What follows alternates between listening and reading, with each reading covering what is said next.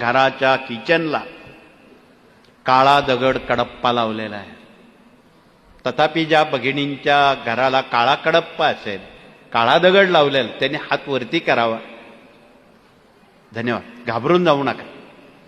पण जिथे जिथे काळा दगड आहे तिथे गेल्या 40 वर्षात आम्हाला निदर्शनास आलं, तिथे मणक्याचे विकार, सतत दवाखाना, डोक्यावर कर्ज आणि आजाराचं असं निदान झालं की आजपर्यंत जेवढे कॅन्सर रुग्ण आले त्या सगळ्यांच्या घरात काळा दगड आढळला. म्हणून आपण घाबरून जाऊ नका.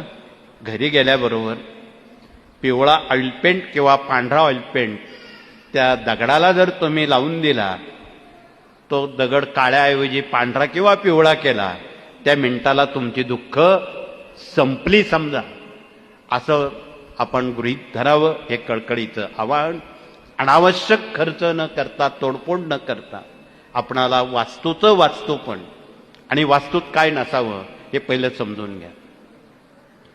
तुटलेल्या चपला, फाटलेले कपडे, फुटलेली भांडी, बंद पडलेली घड्याळ,